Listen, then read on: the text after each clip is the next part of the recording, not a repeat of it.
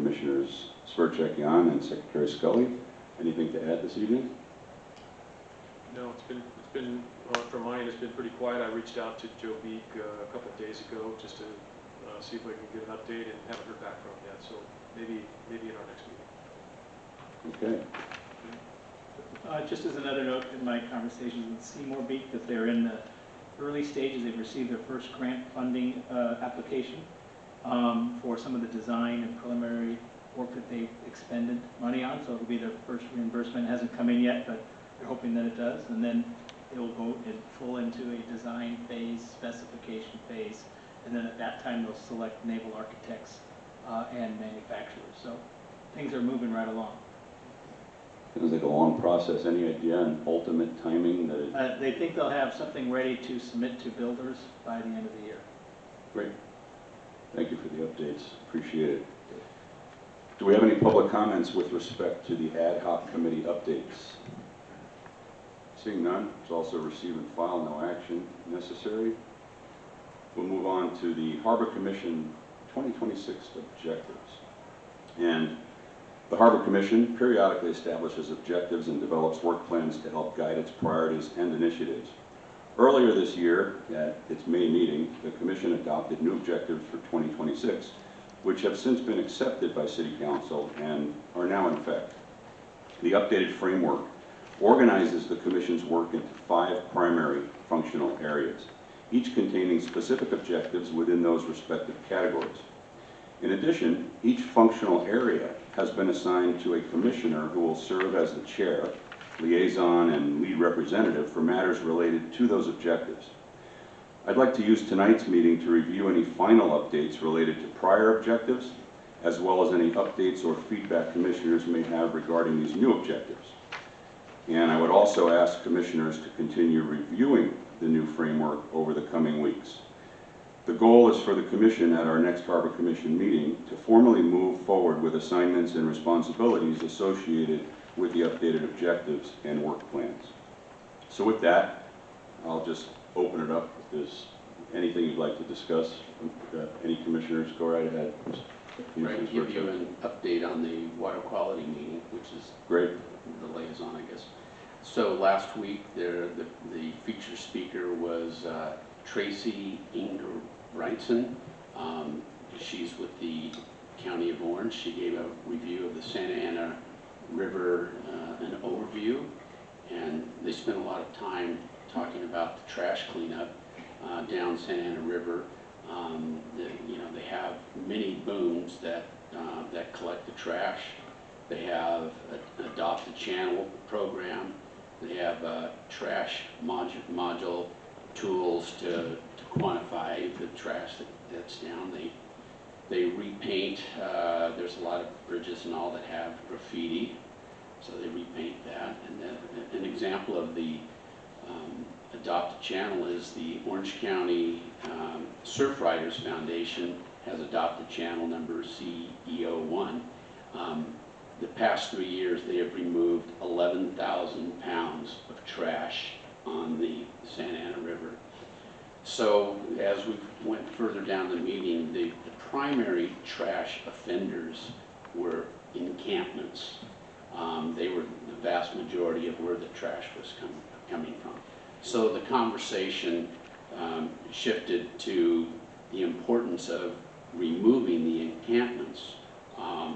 I believe the Orange County supervisors will be contacted. I think perhaps the Newport Beach Police, they do such a fantastic job on our homeless issues in Newport. They have a lot of expertise there. I think they could probably bring some good guidance to the cities upriver to help with the problem. So I think the meeting was really good in that it really raised the level of attention on the encampment problem and how much trash and how much time we spend cleaning up after them when we really should try to, solve the problem before that happens. So, thank you. Thank you. Secretary Scully? Sure. I'll bring it up in the proper section for agenda for the next meeting, but made some progress on the rental safety objective that we've had. Put quite a bit of work into that, and I would like to thank Harbor Master Blank and Cynthia also for helping me with content and checking it out, and making sure it's working and on target. So we should have something to actually see in our next meeting, as well as getting some feedback from rental companies about how they feel about it. So trying to see what we can do, and also what the feedback is from the rental community in terms of if something like this were implemented. So more to come, and I really like it. I think it's a good thing, but we'll see. That's a great initiative. Thank you. Commissioner Young, anything to add? Commissioner Miller? Well, first and foremost, I'd like to thank Commissioner Beer for all his input in getting this organized. So great job on putting that together. So it was a lot of work, and he put into it. And obviously, Steve and myself are appreciative of your leadership on that. As it relates to my area, we have a couple of fun things going on. We spent time with Deputy Harbor Master Cosi Line and had some discussions with Mr. Blank and some private resources here in the harbor to see if we can get some additional fun technology type stuff that can help us police our harbor more effectively. That's about it for me. Great. Yeah, I'm looking forward to see what you do in that section. That's exciting stuff. Thank you. I'll open it up now to public comments with respect to the 2026 Harbor Commission objectives. Good evening, Adam Leverance. Again, I really like this new document, the layout of it. It's so pleasant to look at and simple and informative. I mentioned this at City Council last night. Under Harbor Regulations and Operational Readiness, Objective 1.2, evaluate Harbor Department operational readiness, including services, delivery, staffing, and emergency response capability, and provide recommendations for improvement. I'd like to see fiscal look incorporated into that. I usually think there's things that can be improved or done more cost effectively. Objective functional area number 3 has harbor sustainability fiscally, but I think looking at the harbor department under what it does would be wise. As you've heard from me before, I would really think it important to put restrooms back on the objectives. Again, you've heard it. We all want clean water, and particularly at the 10th Street Beach. You know, there's no restrooms around there. I know it's a complicated issue, but to just not even have it on the objectives anymore, I think doesn't reflect well. You know, and let's at least talk about it and brainstorm. And maybe there are some options out there that aren't terribly offensive to some that might happen. You know, lower castaways, restrooms may happen there. But it's a need. Thank you. Any additional public comments? Just for the benefit of the audience, I will comment with respect to restrooms. That was on our objectives a couple of years ago. A subcommittee took that to great lengths, over a year's worth of work, an investigation into different alternatives, and determined not to take any action. And that's why it was removed. So with that, this is, again, receive and file, no actions to be taken. And our next item, 6.4, is our Harbor Master update. And this report summarizes Harbor Department activities for May 2026, organized around the department's mission to keep Newport Harbor clean, safe, and well enjoyed. I open it up to our Harbor Master, Paul Blank.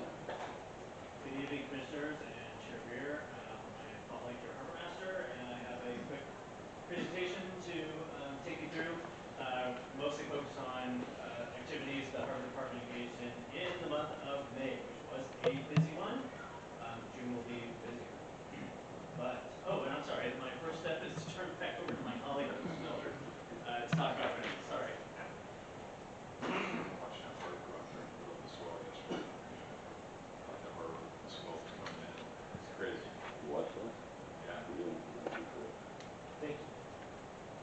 Thank you, Commissioners. I am here to give you a quick update on the Lower Bay dredging project. The yellow area indicates the area that we are currently dredging in now. It is most of the area in the Newport Harbor Yacht Club mooring field. So that's where a bulk of our material is significant quantities. We've been there about 3+ weeks, and we should be dredging for another week and a half or so there. And then we will do surveys and true up the numbers and agree on what the contractor will get paid for, what he's dredged. And it's our intention or our hope that we would be replacing the moorings somewhere around the 1st of July, give or take. In the meantime, after they finish that area and we're in that limbo time of waiting for the surveys, as I just described, they'll begin dredging, or they'll resume dredging on the blue channel. You see on the screen the yellow icon for the dredger just to the left of the Newport Harbor Yacht Club field. There's that access channel that leads back to Marina Park. So they're going to resume dredging that area, or that channel, that slender channel, back to Marina Park. A few months ago, they started dredging that area, and it was their intention to finish it, but then they changed course and dredged just enough to float their barge and scow down there to focus on the material west of Marina Park, which is shown as green. Green means that the area has been complete. We're not going to return back to it. So you can see, once Newport Harbor Yacht Club area, it will be green. A significant portion of the project will be complete. So we'll dredge that channel leading back to Marina Park, and then there's then we'll dredge what we call the northern part of the anchorage, which is just, there's a triangle that I'm looking at least on the screen in blue, that is just east of Violito Nor, like the tip of Violito. So we'll dredge that, and then we'll dredge the main 20-foot deep channel leading to the ferry, and then the project will be over. As of now, the project is on paper, it should be done by the end of September, give or take, but there's been a number of delays and reasons why it'll probably go on a little bit longer than that. Interestingly, well, not surprisingly, it's a beautiful sunny day out today, but today was a weather day, and so they're not hauling today for obvious reasons, I think, because of the swell. So it doesn't matter what the sun, if there's sun or not, swells, as we know, play the biggest factor when you're towing gigantic equipment. So that's my quick update for this evening. If you have any questions, I'm happy to answer them now or at the end.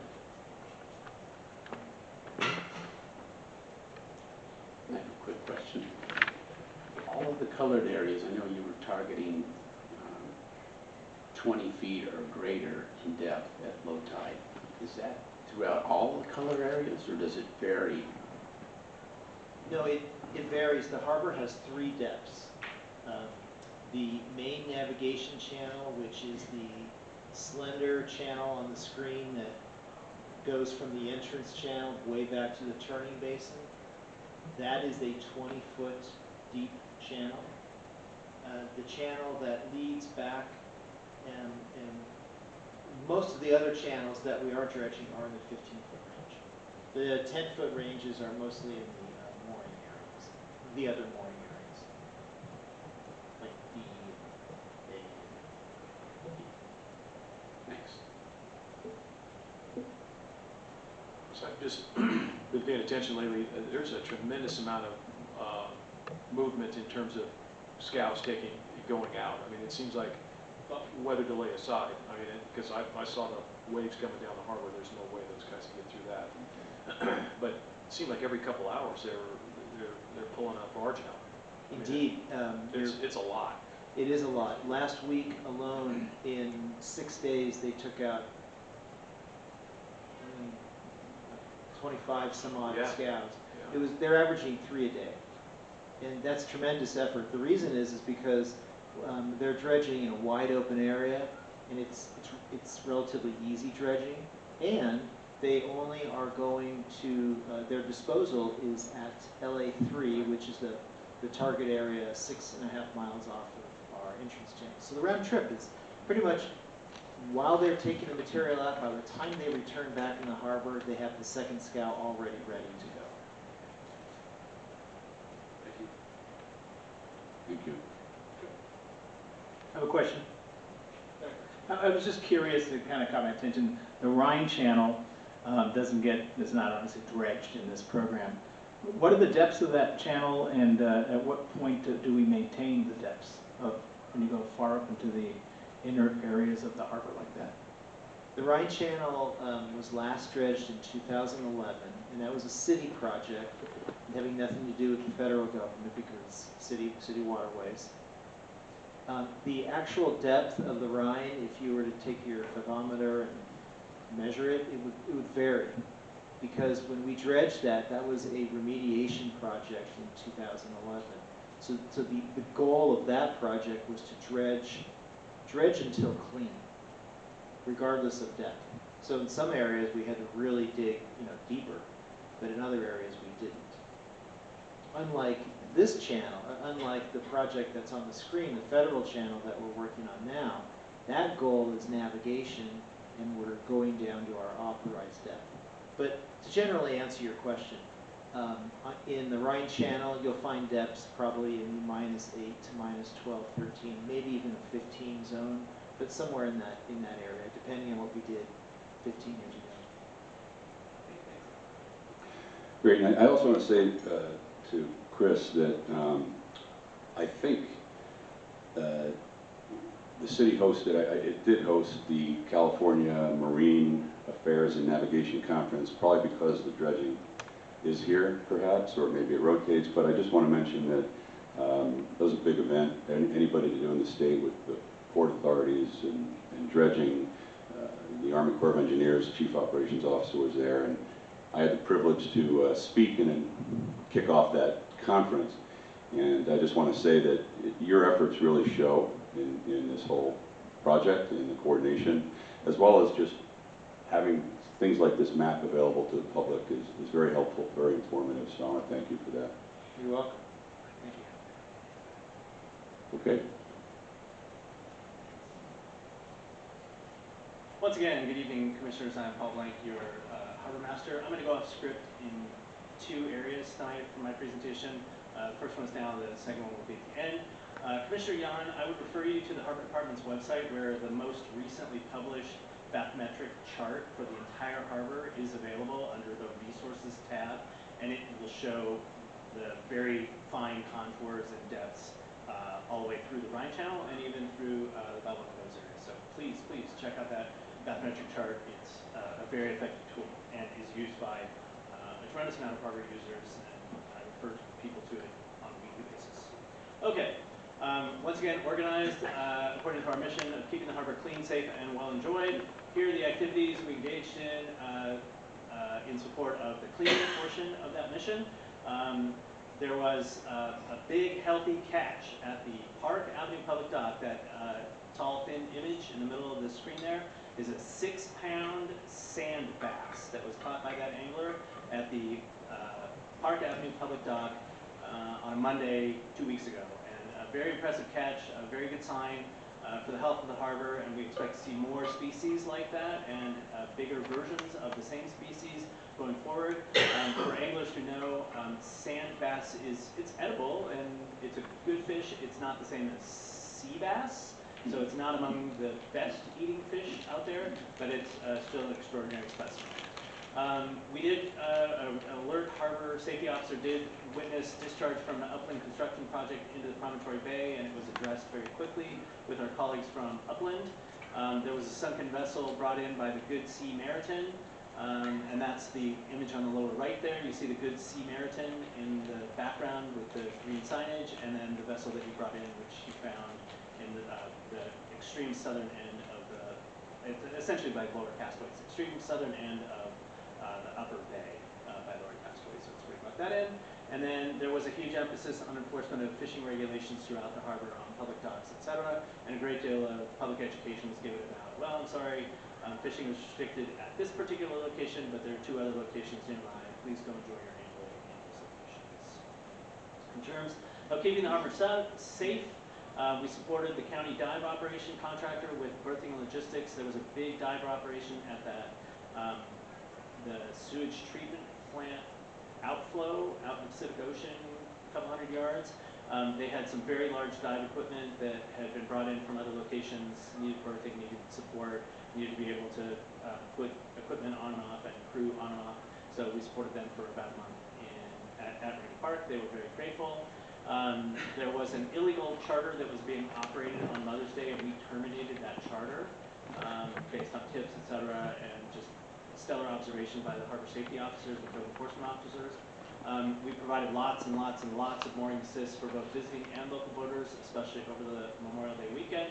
The voyage of a vessel involved in a hit and run was terminated by the United States Coast Guard after witnessed by our team. We finally installed that swim ladder at the Central Avenue Public Dock. That's the image on the right there. That is the Central Avenue Public Dock, and you see that swim ladder there. That was a suggestion by Commissioner Marston.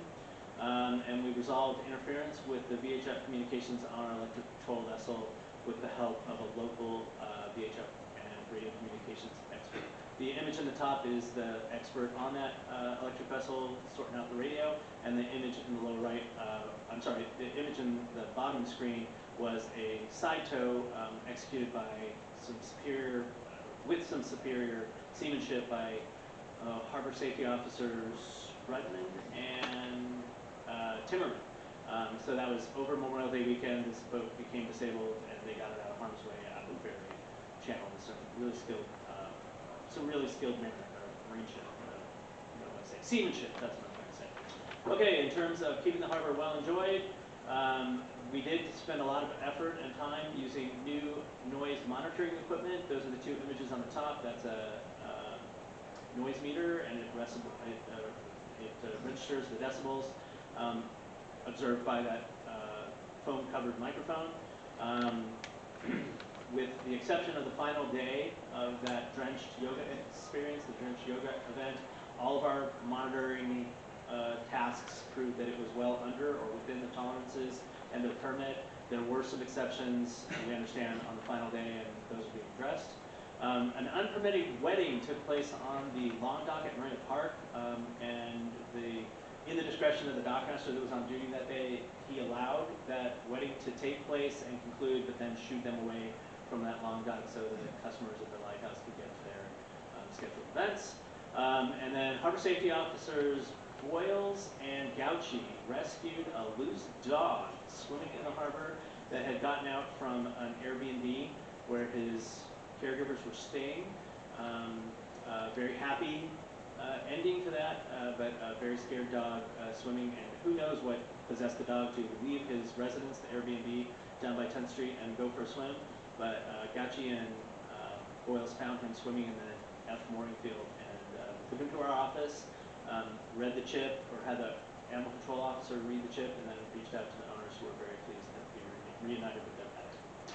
Some odds and ends. I'm very pleased to report that the Harbor Masters float or entry in the Balboa Island Parade took the best VIP themed vehicle, and that is all the results of the team, especially Scott Mabry and his partner and Boyles and some other, Timmerman again, decorating that vehicle so that I could ride in the Balboa Island Parade. I had virtually nothing to do with it, except I did provide the coat flags and a carbon fiber mast to be rigged in the Sabbath that's riding in the back there with me.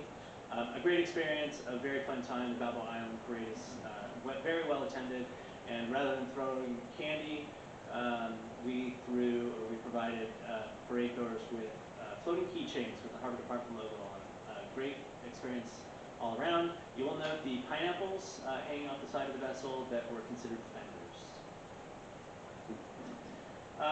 Additional odds and ends. There is an arrest warrant that's been issued for a habitual unpermitted charter operator after sending him multiple fines, multiple citations. We actually sued him, we filed a criminal complaint against his continued operation for abatement. At the hearing, he failed to show up, and so there is a warrant for his arrest out now. We're not going to go send a marshal after him. It's not worth our time or the time of the marshals, et cetera, to do that. But when pulled over for a routine traffic violation or any other reason, that scofflaw unpermitted charter operator is going to be hauled to jail and have to explain why he continues to operate that unpermitted charter and why he failed to show up and explain it to the judge. I also call your attention to the Huntington Beach mayor using our mission to describe their efforts. You'll notice in the highlighted section, Mayor McKeon says, our beaches and waterways are an important part of our community identity and quality of life. We are proud of the ongoing efforts by our city staff, environmental partners, and residents who work together to help keep our coastline clean, safe, and enjoyable for everyone. And I chalk that out to imitation being the most sincere form of flattery, and we're considering whether or not that Harbor Department mission can be trademarked going forward. Lastly, the recruitment of our new team members is wrapping up. Our top candidates passed their swim test on Monday and will receive job offers shortly.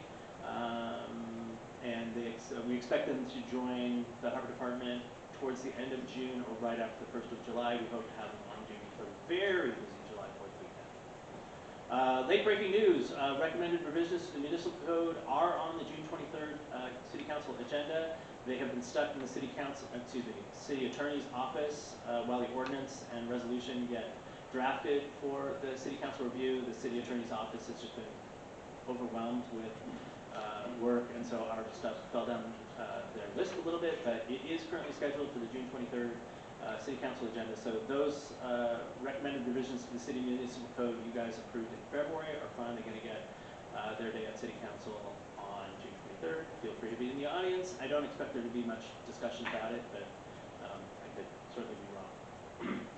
Lastly, our infographics for the month, improved statistics reporting. There were 2,281 calls for service in the month of May. 2,045 of them were mapped. As always, you and the public are welcome to follow that link to get more information and play with the filters associated with that strata and heat map of our calls for service. Public contacts were extraordinary in the month of May. This is the tracking by calendar month. Our public contacts, it's just giving directions, answering emails, appearing at lunches and giving presentations, etc. They've been growing steadily, but we were off the charts in May. Just a huge amount of traffic was coming our way, people requesting our services, people requesting information and guidance on how to enjoy the harbor, keep it clean and safe. This is the Harbor MNHD map usage, which this year is tracking very much like the three previous years. This is the permitting activity that we've engaged in 2026, which is well in advance, or well in ahead of our permitting activity from last year. If you have questions about the specific nature of any of those permits, I'm happy to answer them. This was last year's permitting at the same time, and the difference is we've added permits to the permitting system that feeds this graphic, so we continue to improve the use of that tool for both us and the public, being very well received. This was the Anchorage calendar utilization. You see it was very busy over the Memorial Day weekend. We are still down to just the one West Anchorage at this point. We do hope to restore the East Anchorage when the dredging activity is completed towards the end of the summer. There were public comments, or during public comments earlier today and in previous meetings, references have been made to the California benchmark tidelands utilization rates. And I call to your attention that the state, the representatives of the State Lands Commission, the staff members from the State Lands Commission, have on several occasions and recently at the stakeholder meeting made it clear that those benchmark rates for tidelands in the state of California apply only and exclusively to ungranted tidelands. Newport Harbor are granted tidelands, and those rates do not apply. Any questions? I will open that up to our commissioners. Commissioner Miller. I just have a quick question, Paul. Last night at the City Council meeting, there was a lot of time on updating the public on fire and police activities going to take place. since 4th of July is on a Saturday again, is there steps that are taken on your side, or is it business as usual as you guys manage Harbor so effectively anyway? Maybe you could give us a quick update on what that looks like for us. It is not business as usual. We are prepared for a lot more traffic and a lot more mayhem on the harbor. The Harbor Department was not invited to participate in the development of the July 4th response plan. I questioned the assistant city manager, the police chief, and the fire chief about the Harbor Department's exclusion. But the fire chief and the police chief were dumbfounded that the Harbor Department had not been included in preparations for the July 4th weekend, and they are certainly appreciative of our efforts and have pledged to make sure that we deliver an experience just like they are delivering in terms of an approach to response, an approach to keeping order in the harbor, on the peninsula, on the islands, etc. So the department heads are all on, and they know what resources we have, and we know they will come running should we need them. The lack of response from the public information officer and the assistant city manager are baffling to me. And I've asked on several occasions why the Harbor Department has not been included in those preparation efforts. I have yet to receive a response. Oh, I'm sorry, and in terms of staffing, we will be on the water earlier and we will stay on the water later. Friday, Saturday, Sunday, and Monday of that weekend. I myself will be on shifts every day. The entire staff will be on shifts throughout the weekend.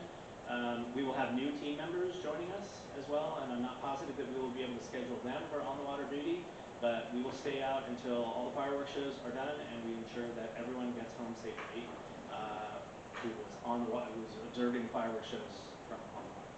Well, thanks for keeping our harbor safe, clean, and well enjoyed on 4th of July. And if there's something we can do to assist to make sure you have inclusion, because next year it's on a Sunday, you're going to be confronted with the same thing, and we're more than happy to do what we can on that end. So thank you. Excellent report, Harbor Master. Appreciate hearing from you. Thank you. Commissioner Spurcheck? Secretary Spelling?